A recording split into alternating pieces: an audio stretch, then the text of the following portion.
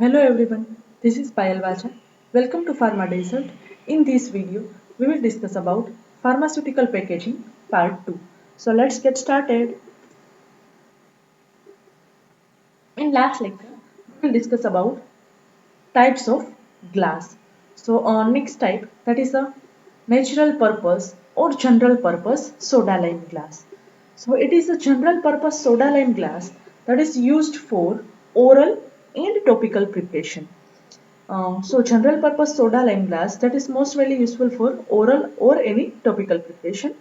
It has the lowest hydraulic resistant and it is suitable for solid product, some liquid and semi-solid, and it is not for parenteral product.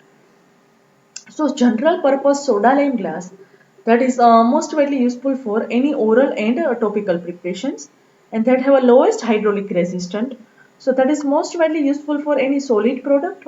It is also useful for some liquid products as well as semi-solid product, but that is not useful for any type of parenteral products. Next one, colored glass. What is colored glass?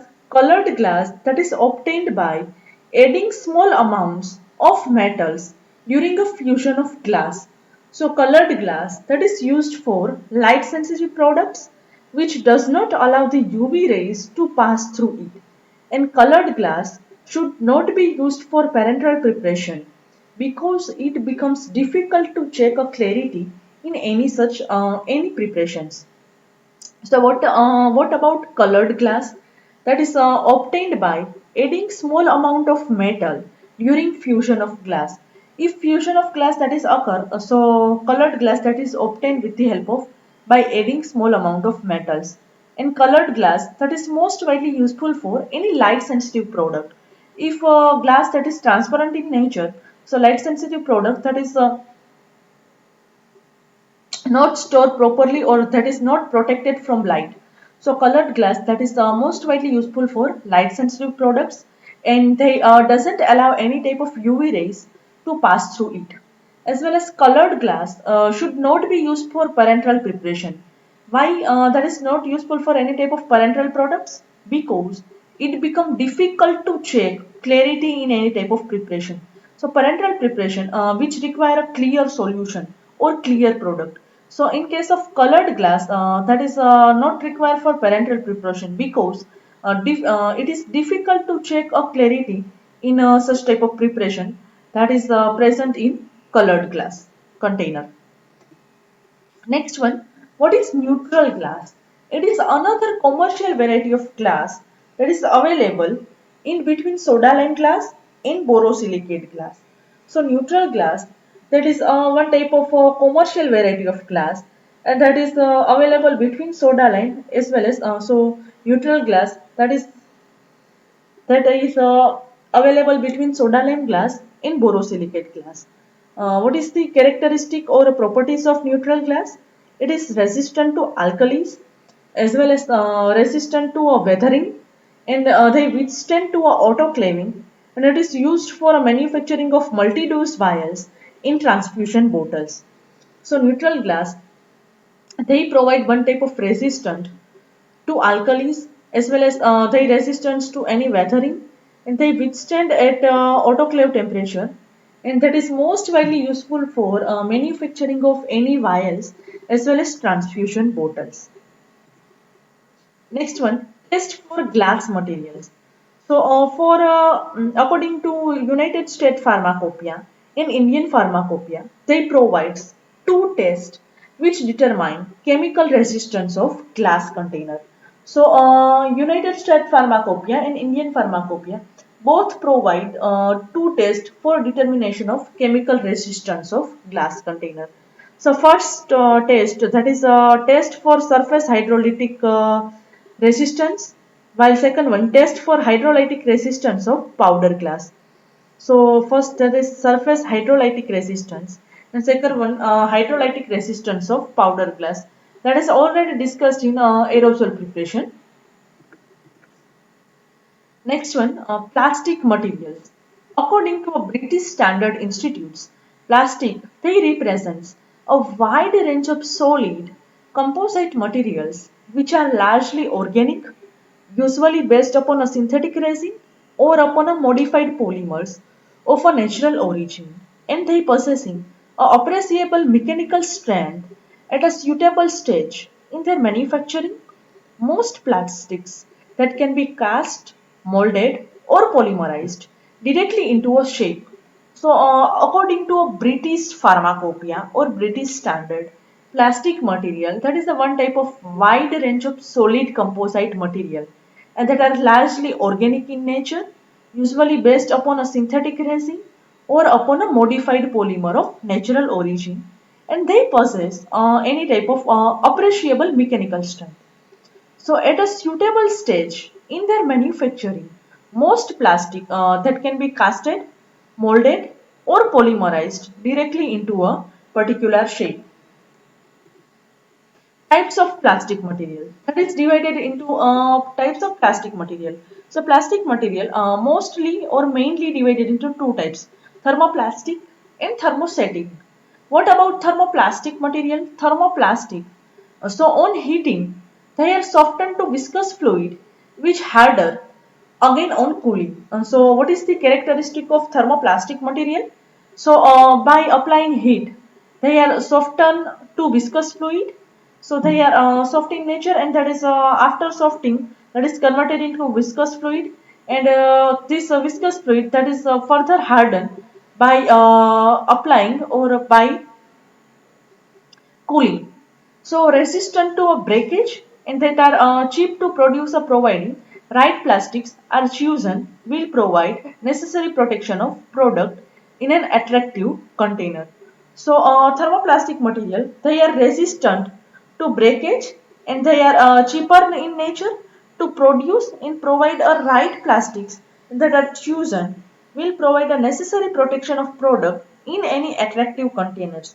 So example of thermoplastic material, that is polyethylene, polyvinyl chloride, polystyrene, polypropylene, polyamide, and polycarbonate.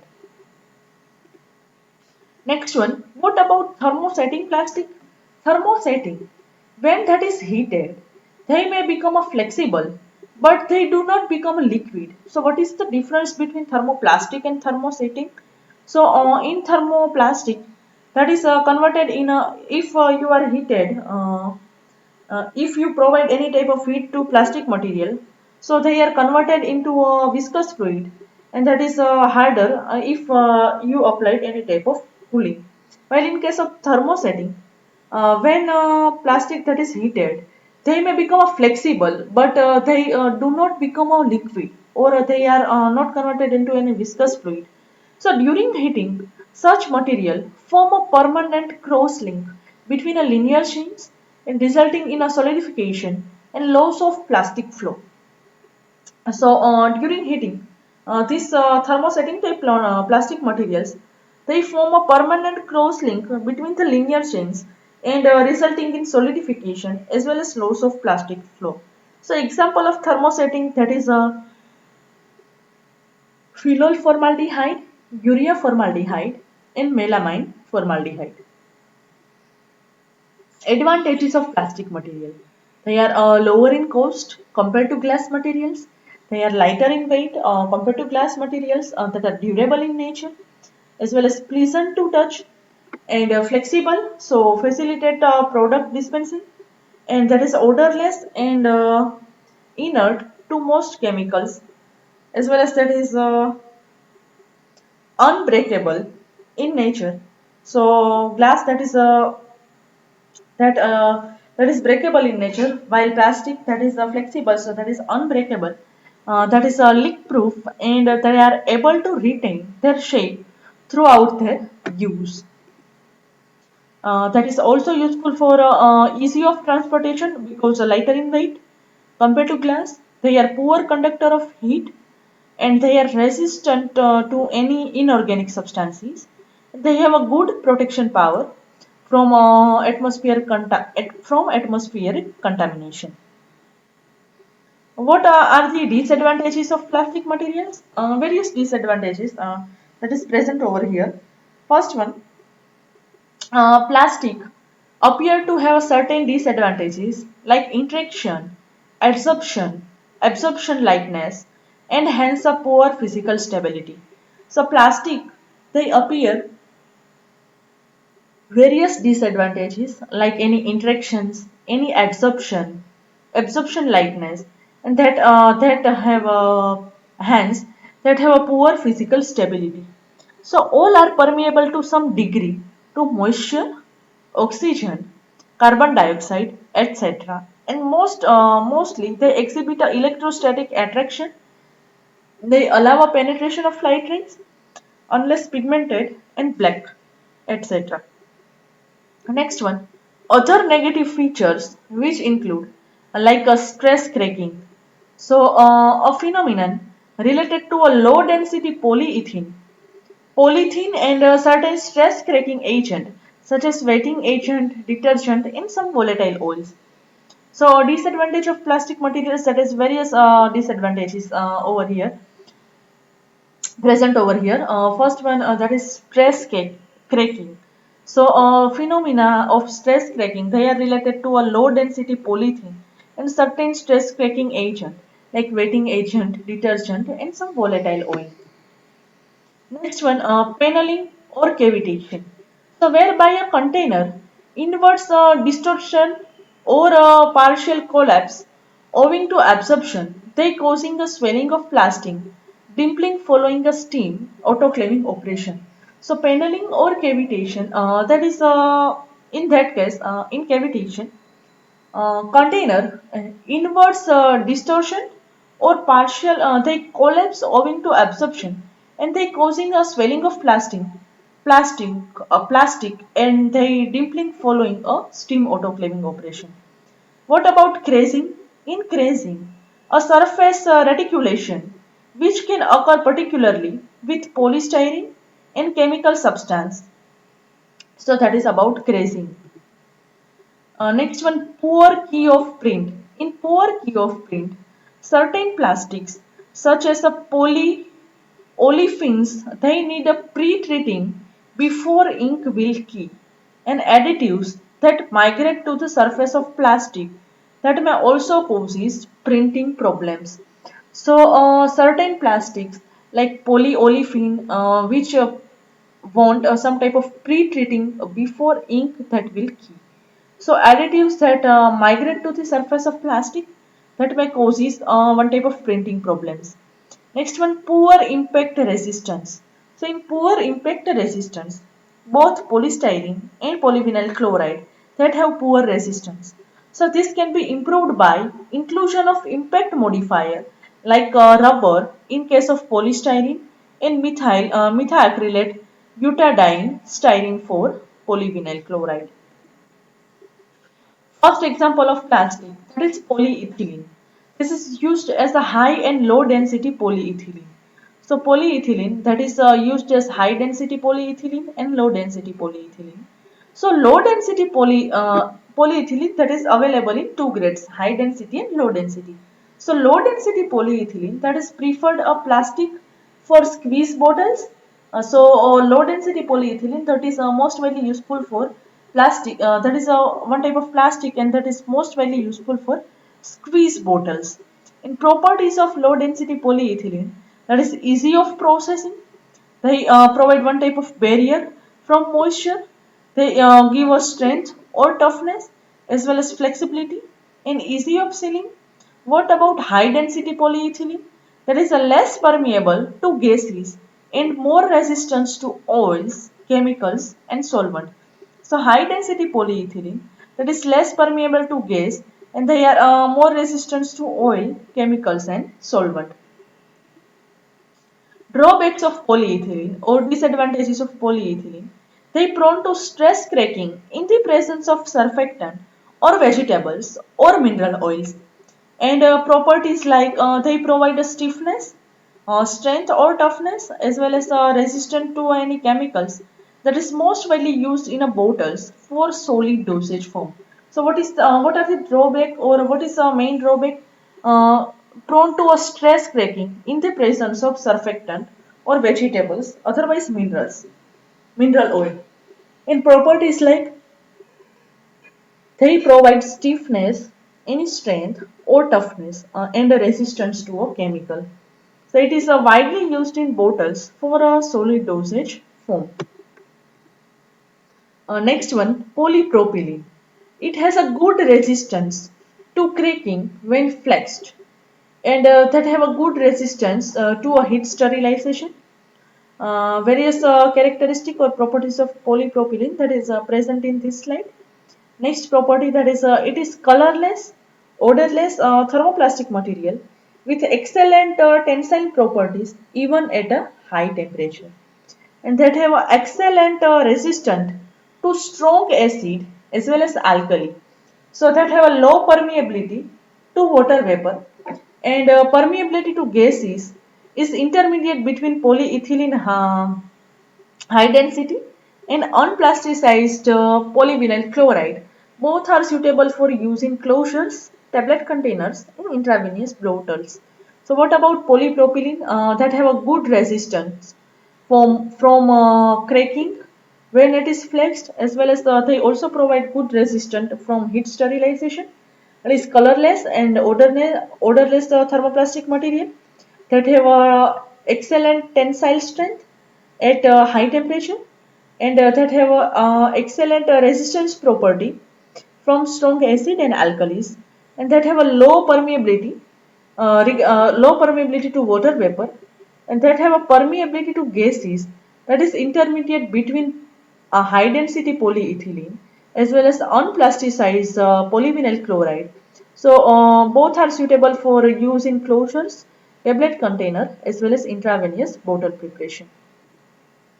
Next one, what about polyvinyl chloride, that is PVC? Versatility, easy of blending, strength or toughness, and resistant to a grease or oil, and resistance to a chemical, and they provide a clarity.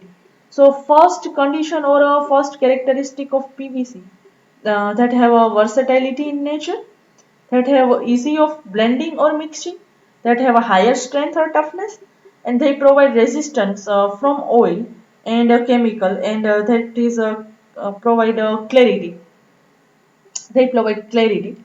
That is used as a rigid packaging material and main component of intravenous bags. So drawback of polyvinyl chloride, that is a poor impact resistance which can be improved by adding elastomers to the plastics, but it will increase its permeability. So drawback or disadvantage of polyvinyl chloride, that is they provide a poor impact resistance and that can be improved by adding elastomers to any plastic. They provide poor impact resistance, but it will increase its permeability. Next, that is PVDC, that is polyvinylidene chloride. So that is excellent barrier properties. So PVDC that have a excel that is act as a barrier against moisture, water vapor, any UV light, aroma, inorganic acids, alkalis, aqueous salt solutions, any organic water soluble acids, any aliphatic hydrocarbons, ester of long chain fatty acids, detergent base material, emulsifying agent, as well as weighting agent. So that have a PVDC have good barrier property against various conditions as well as that is a good thermoform ability. So PVDC that is a very cost effective is coating weight that can be customized which is depending on the requirement of barrier properties. That have a medical grade that is non-toxic in nature, that have a high level of transparency which improve the aesthetic of product. So that have a high level of transparency, so based on transparency which improve the attractiveness of product, that is non-toxic in nature. What about polystyrene? In polystyrene, that have a versatility in nature, as well as insulation power, clarity, and easily formed. So next one, it is also useful for char, for ointment and creams with low water content. And a drawback of polystyrene, that is like a chemical like isopropyl myristeric, IPM. They produce a crazing that means one type of cracks on the surface of material or a container, that is followed by a weakening and eventually collapsible of container. So polystyrene, that is versatile in nature, that have insulation power and clarity, and that is most widely useful for jars for ointment and creams with low water content. And drawback of polystyrene: chemicals like isopropyl myristoyrate, they produce a crack on a polystyrene, and after producing cracks, they producing a weakening plastic that is weakening plastic that are weak in nature and eventually collapsible of container. Next one, product plastic interaction. So product plastic interaction have been divided into five separate categories. First one, that is a permeation, leaching, sorption, chemical reaction, alteration in the physical properties of plastics or a product. Next one, constituent of plastic containers. So the residues, any additives and processing aids that may be used and therefore that is possibly extracted from plastic, which include a monomer residue, any catalyst, accelerators, solvent, and extenders. Remaining constituents like fillers, slip additives, anti-slip additives, anti-static agents, anti-blocking agents, and release agents. Next one, test for plastic container. Like first one, that is leakage test. So the plastic container which fill a 10 plastic containers with water and feed the closure. So keep them inverted at room temperature for 24 hours time period. So plastic container that is for non-injectable or for injectable product. Leakage test, how that is performed. So fill a 10 plastic container with water and feed with closure. So 10 plastic container that is useful for testing a leakage test or performing a leakage test, and that is this plastic container that is feed with closure. And plastic container, keep them inverted at a room temperature for 24 hours time period. And determine or check no sign of leakage should be there from any container. So test that may be pass. Otherwise that test may be fail. Water vapor permeability. So what about water permeability test?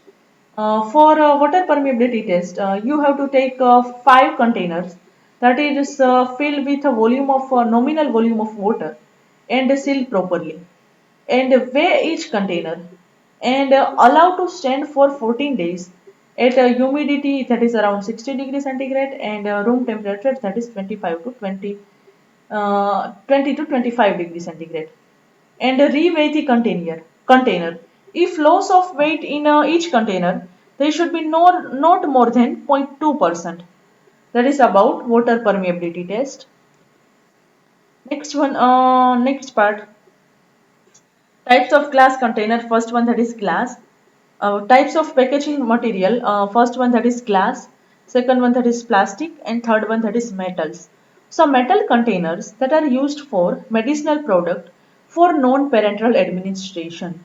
So metal container that is most widely useful for packaging of any medicinal product, and that is useful for non-parenteral preparations.